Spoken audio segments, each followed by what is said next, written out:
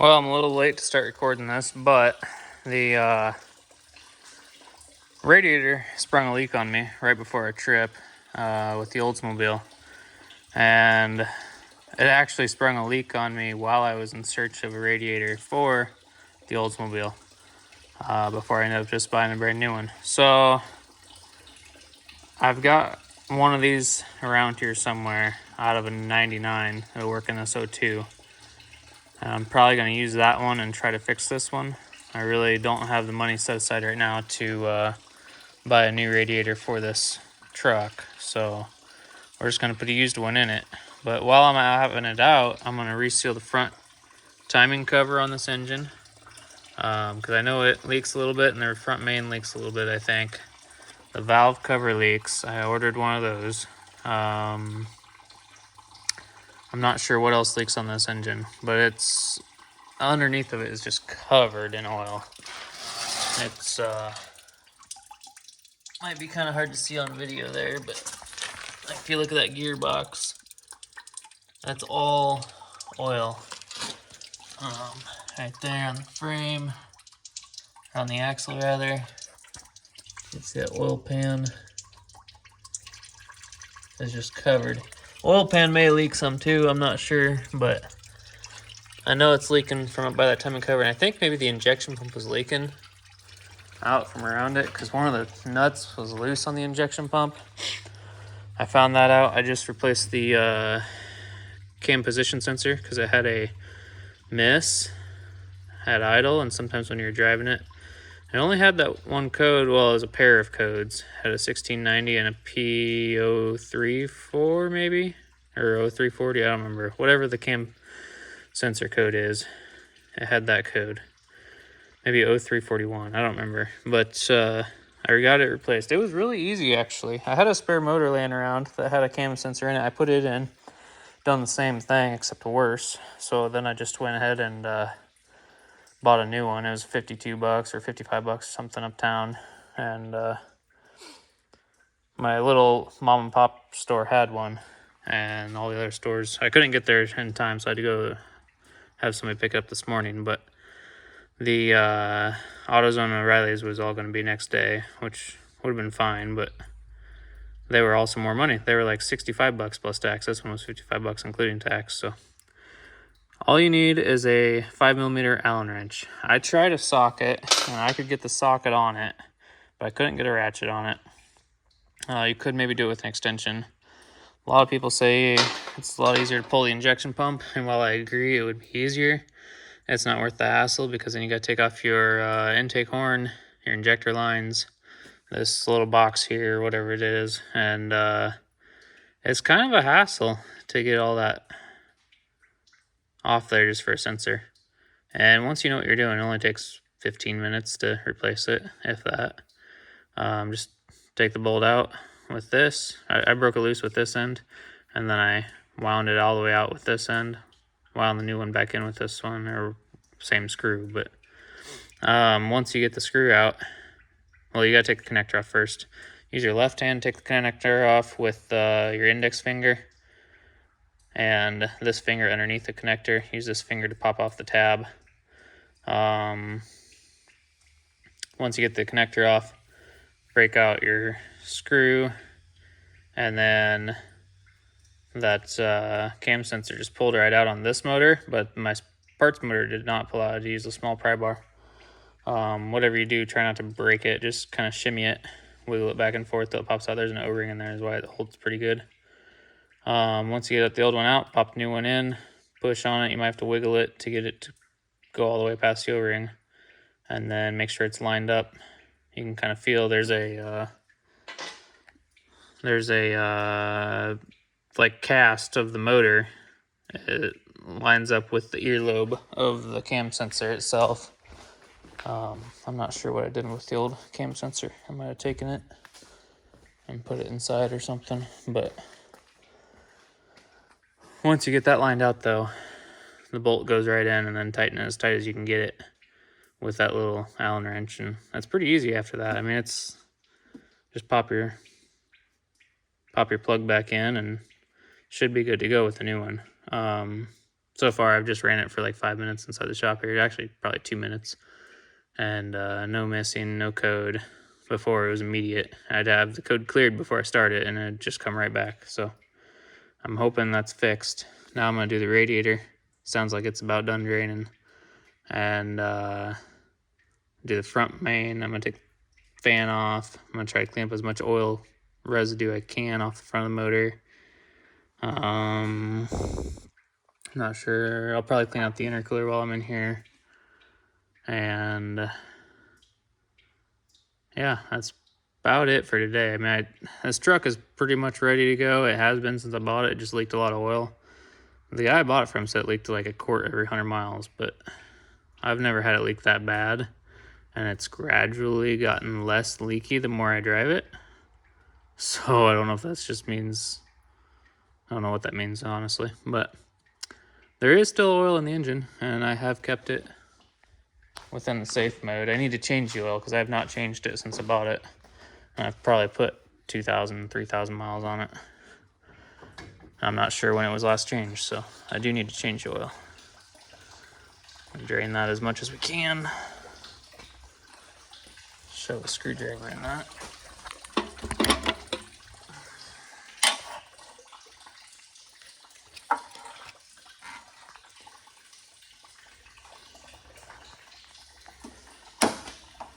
That didn't really work.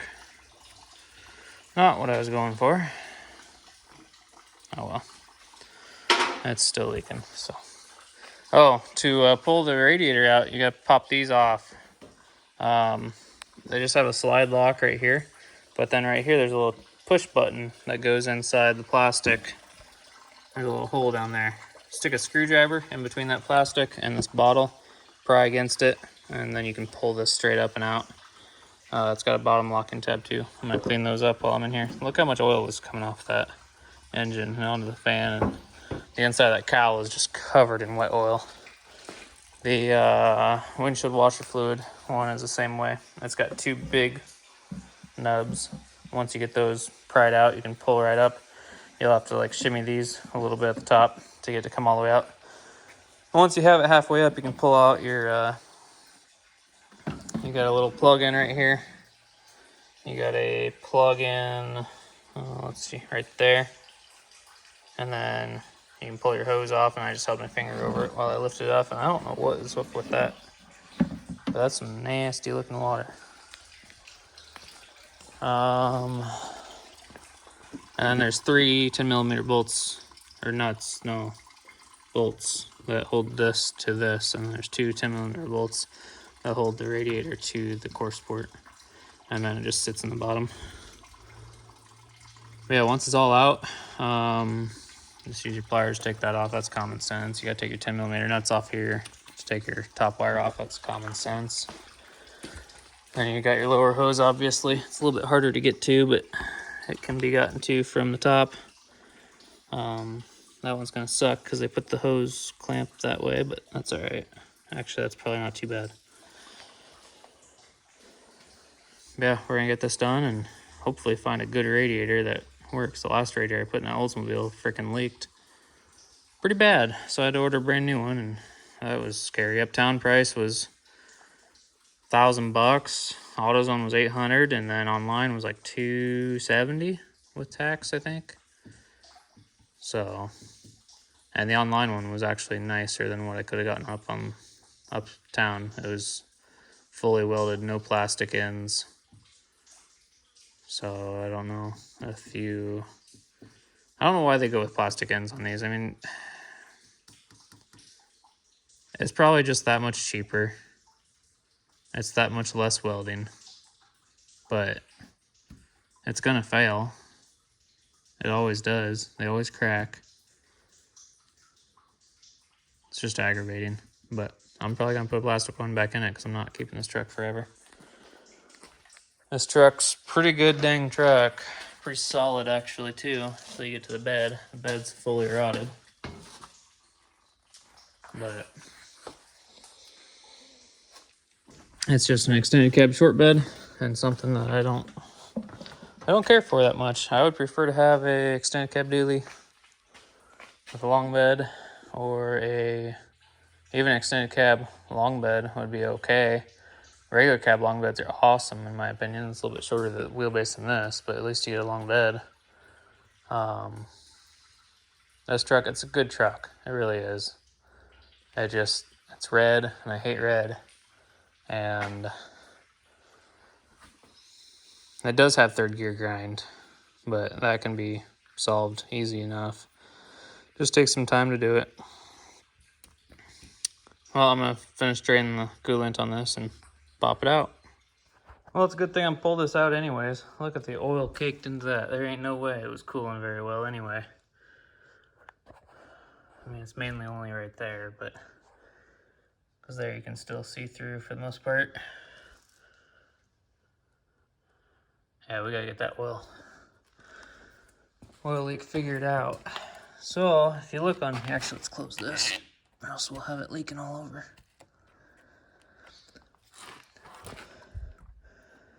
If you look here, I don't know if you can see. No, you can't really see it, can you? Let me get the light a little bit better. There we go. See those cracks? That's what happens, it expands. I'm not sure why. This truck had good antifreeze in it, never froze to my knowledge, but it just cracked. I mean, I could JB weld that and it would hold for about a week. That's what happened on that 8-1 that JB welded. I had to put another one in it. So, that sucks. Yeah, look at the amount of grime on the front of it too. That's just nasty. I need to clean out that intercooler really good, because I bet you it looks just the same.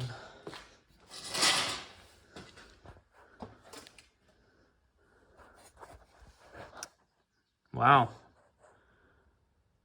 I'm shocked. That looks amazing. Okay. I was wrong on that one. There ain't nothing in that intercooler. There's a few bugs in the condenser, but like overall that intercooler is really clean. All right, well, put a clean fresh radiator in it. It should drop our coolant temps down a little bit. Let's pull this out of here. Oh, I gotta pull the fan off first. That's all right. We'll crack that fan loose. Ooh, look at that oil down in there, right in that valley. I really hope.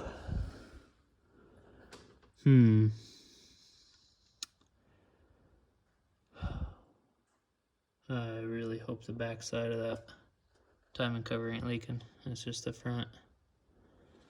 But I'm really starting to doubt that. That's gonna suck. Yeah, it's oil. It's not antifreeze from the water pump, so. Oh boy. Let's hope that's just accumulated from the front. Because if you have to do the back side of that timing cover, you gotta pull all the gears out, to my knowledge. And that's just no fun. So, we're gonna pop that fan loose.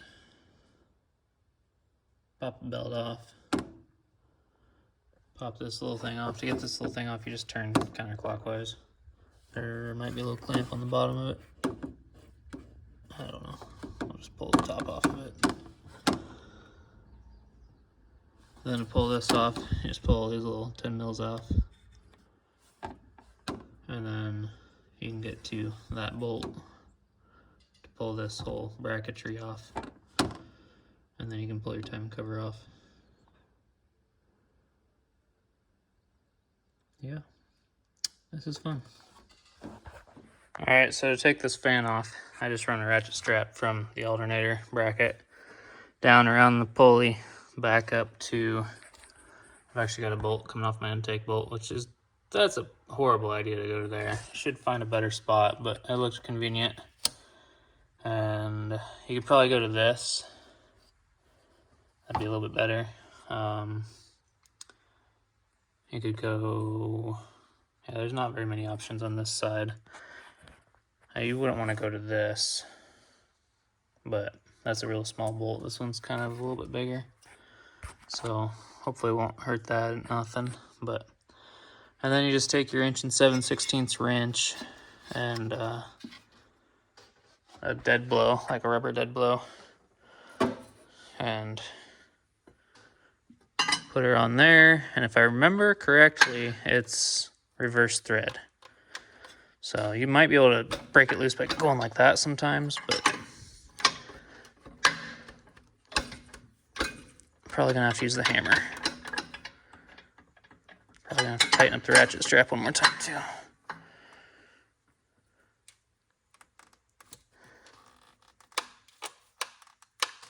That's pretty dang tight. We'll try the hammer. Well, I tried the hammer a bunch and it wasn't working, but I finally just took the wrench and laid it down there and then hit it with both hands as hard as I could, and it broke loose. So that's the trick to doing that one, especially when they've been oiled and oiled and oiled and they've got lots of time to get on tighter. So go ahead and just spin her off now. It is reverse thread, by the way. So lefty tighty, righty loosey. There we go. Now we can break this loose. And there's no reason to tighten it back down once you put it back on, because it automatically tightens. As the engine rotates, it rotates to where it tightens. So at least I found that out when I did the Oldsmobile with that 12 valve, because I never tightened it. I forgot to. And then I remembered like 300 miles later, I'm like, oh, I never tightened that fan. But I checked it. It was tight. I just put it on there by hand and just let it lay. All right, now we can pull our fan out. Oh, if I can hold on to it. It's covered in oil.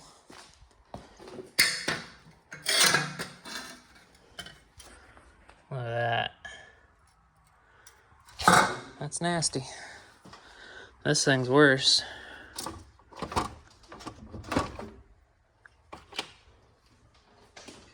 Check that out.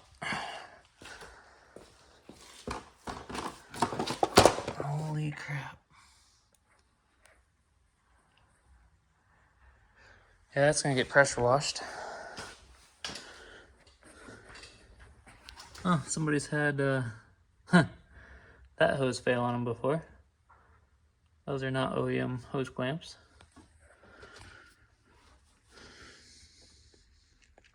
At least they're not on a 12 valve. They might be on a 24 valve. I don't know. Look at that gearbox. Just covered. Alright, so now we gotta get this fluid damper off of here. Or not fluid damper. Harmonic damper. I think they're 15 millimeter bolts. And now that we have the radiator out of here, we can get an impact in there. Probably a stubby impact. Hopefully it'll take them off. And then, or a wobble. A wobble will work too. Last time I had a right angle impact from Harbor Freight, and it did not work unless I like freewheeled it and then smashed on the nut, and then it got like an extra boost, and then it would break the bolt loose. So don't buy one of those right angle impacts from Harbor Freight. They're only like a couple 100 foot-pounds at the most anyway. I think Milwaukee just came out with one though. I have yet to order one of them. It'd be nice to have that, because then you wouldn't have to pull the radiator to do your front mine seal and your front timing cover gasket and anything else you want to do up here. Because to do both of those, you got to pull this off. So, and they're held on pretty tight. And pop this off. That'll be easy. All right, I'm gonna do those two things and then get back at it. Well, so far the little Milwaukee 3/8 impact only got one bolt out. It's got an XC battery. We're down to, well, it's up to 3 now, but it was saying 2 as I was impacting. We'll put a 6.0 battery on it and see if that pumps her up or not. If I can find a 6.0. I think I might have one on this light that's still good. Yeah, we got 4 bars in there. We'll try this. Yeah, all 4 bolts came right out. well, here's a couple things. This is cracked. What is it? Somebody tried putting a bar in there and opening this up. You can't do that. You'll crack that. You have to take a pair of channel locks, big ones, and just grab hold of it. Or an oil filter wrench would work too. Dad, I'm talking to you. What, is this metal? Yeah. Try it. Try it. See if it's metal. No, not my phone. See if the bumper's metal. Okay. Try it. On the black. Right here. Yeah, it's metal. Good job. Oh, it's almost a bad one. Yeah, I don't think this truck has any blow-by coming out the cap. But if there's blow-by coming out of this, that could be part of it.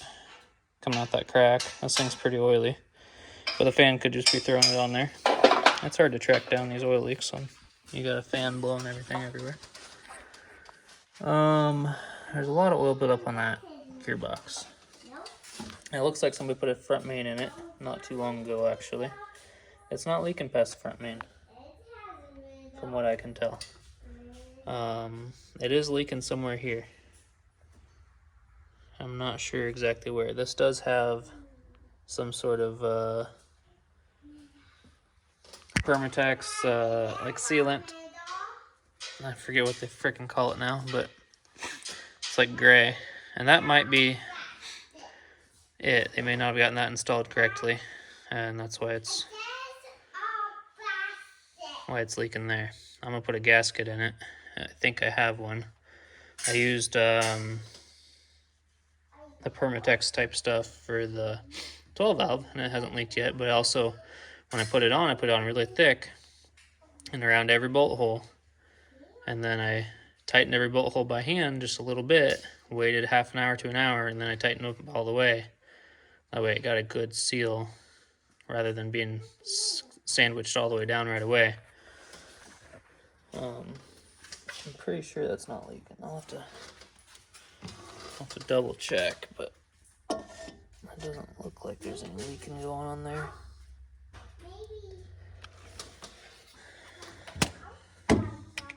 And if that's the case, I'll probably leave that front main in. Well, I'm taking it off. I'll probably just put another new one in.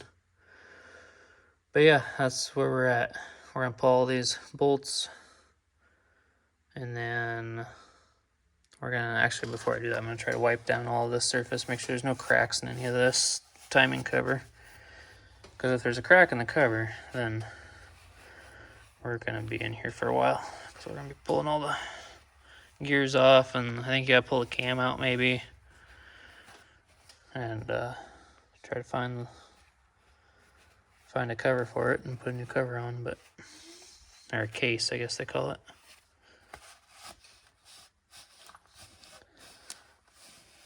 I know the valve cover's leaking up front too. That could be leaking down there, but it's not showing that. So this right here is dry. Probably because the oil's been cooked there, but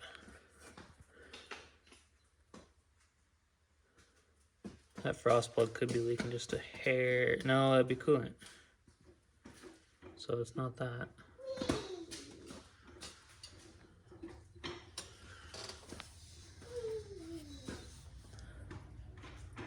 It's definitely oil.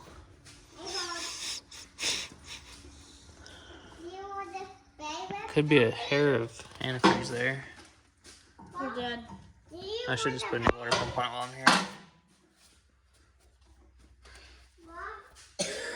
No. What do you want to bay? Good for you. I'm not going to do it. I'm trying to bay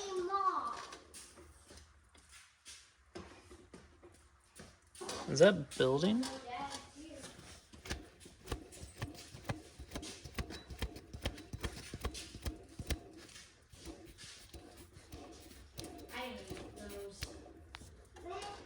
No, it's not. So there's definitely something there.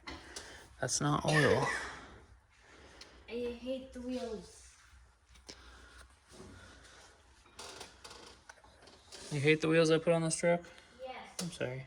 I've always hated them ever since we got the maroon truck back. Well, you picked them out, so we're probably gonna sell this truck eventually anyway. We'll just leave these wheels on it. All right, well, we're gonna pull that timing cover off. Maybe pull the water pump. I should just put a water pump in it while I'm here. You can see here, it was leaking out of the seat pull just a hair. And the actual gasket on it was not sealing very well. So we're gonna clean that up and we're gonna put a new water pump in it.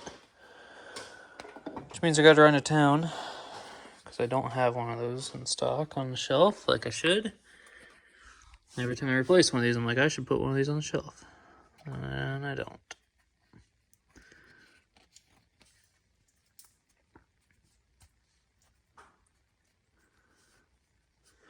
I don't know what that stuff is there, just rust or what, but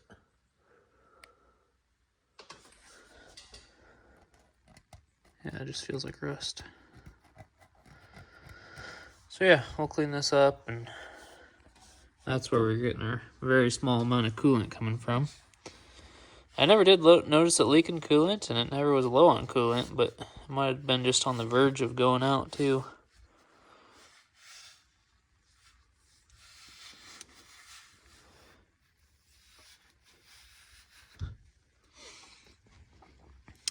Now we'll pull this cover off real quick, make sure there's nothing else going on before we run to town.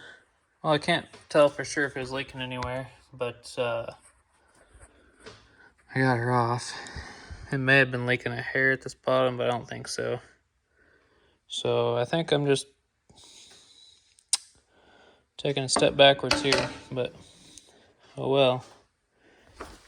The front main was definitely not leaking, and it's not damaged, so we're gonna put it back on. It's new. Somebody's been in here kind of recently. So I wonder where my oil leak is actually coming from then. Okay, so I'm feeling a little bit better now. There was no sealant right there at the bottom that was sticking to the block. So what I'm assuming happened is they got a little bit of oil mixed in with it down there, or they didn't get it fully cleaned off. Because I just scraped like all this stuff off, and it was scraping off good. But then I get down there, and I rubbed my finger across it and just like peeled right off. It didn't even. I didn't have to pull it off of the case, so I'm pretty sure it was leaking from there. That makes me feel a lot better.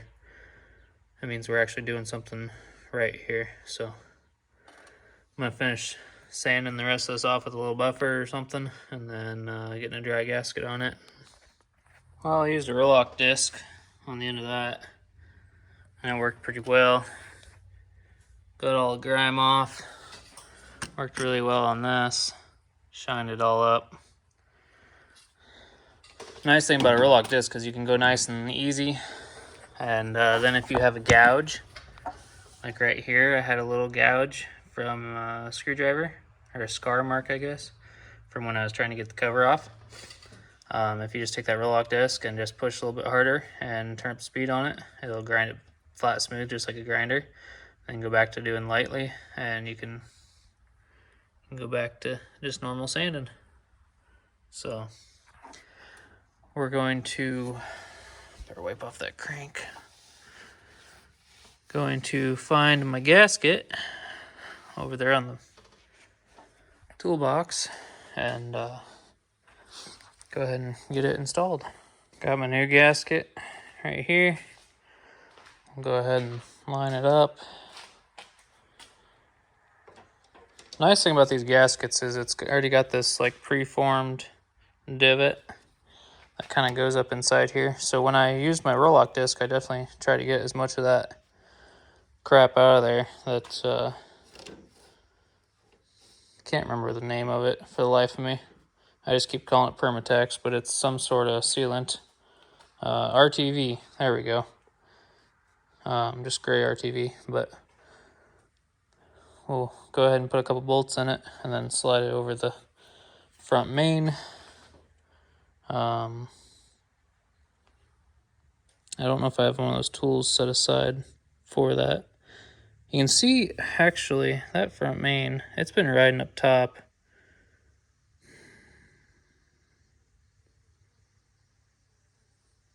Like it wasn't centered. But it wasn't leaking out of the front main. I don't know if I can... I super glued my last one because I freaking damaged it putting it in.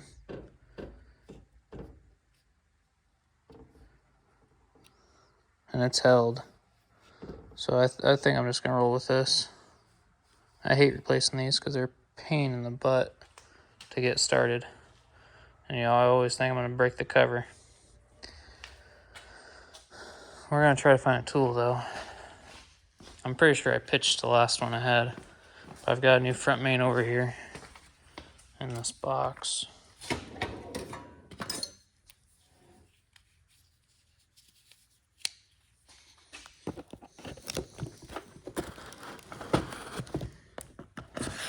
And it should come with a tool.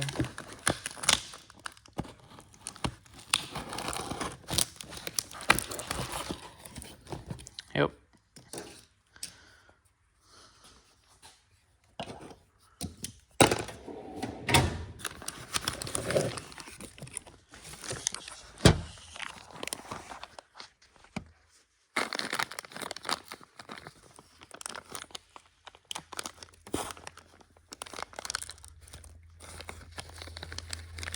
So what we're going to do is we're just going to rub the plastic tool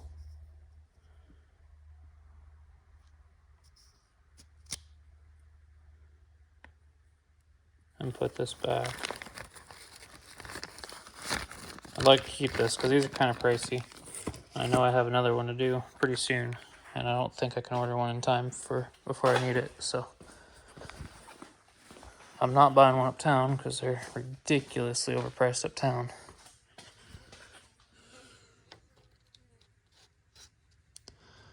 Yeah, there we go. Just slide that on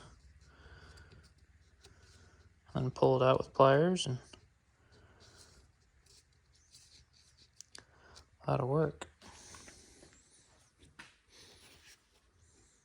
Alright, I gotta use two hands and I can't control the camera, so. Got it on and I'll tighten back down. Cleaned up a little bit too. Seal looks good. Cleaned off the engine, or the data plate on that side. It is the original engine for this truck. Build date's the same pretty much as the truck, so 235 horse. I think that's just the normal low output or whatever, but I'm not sure if this truck had an automatic originally or not.